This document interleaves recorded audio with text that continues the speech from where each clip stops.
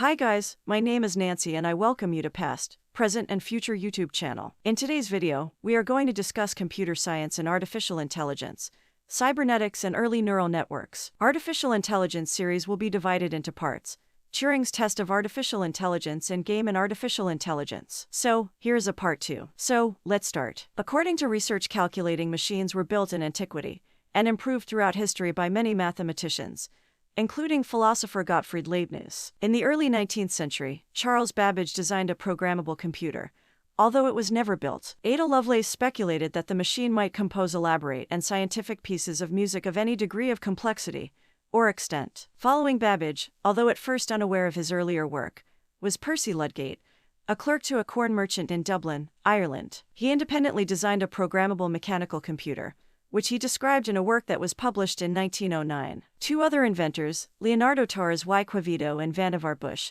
also did follow-on research based on Babbage's work. In his essays on automatics, Torres designed a Babbage type of calculating machine that used electromechanical parts which included floating point number representations, and built a prototype in 1920. Torres is also known for having built in 1912 an autonomous machine capable of playing chess, El Ajdressista. As opposed to the human-operated the Turk and Ajib, El Ajdressista was a true automaton which could play chess without human guidance. It only played an endgame with 3 chess pieces, automatically moving a white king and a rook to checkmate the black king moved by a human opponent. Vannevar Bush's paper Instrumental Analysis discussed using existing IBM punch card machines to implement Babbage's design. In the same year, he started the Rapid Arithmetical Machine project to investigate the problems of constructing an electronic digital computer. The first modern computers were the massive code-breaking machines of the Second World War. The latter two of these machines were based on the theoretical foundation laid by Alan Turing and developed by John von Neumann. Let's discuss about cybernetics and early neural networks. The earliest research into thinking machines was inspired by a confluence of ideas that became prevalent in the late 1930s,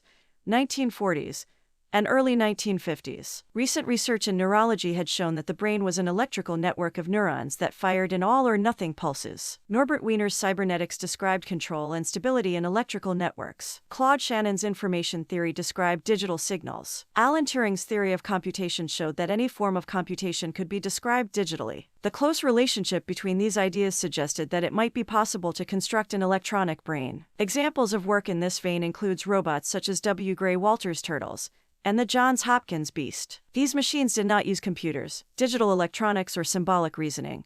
They were controlled entirely by analog circuitry. Walter Pitts and Warren McCulloch analyzed networks of idealized artificial neurons and showed how they might perform simple logical functions in 1943. They were the first to describe what later researchers would call a neural network. One of the students inspired by Pitts and McCulloch was a young Marvin Minsky, then a 24-year-old graduate student. In 1951, he built the first neural net machine, the SNARC.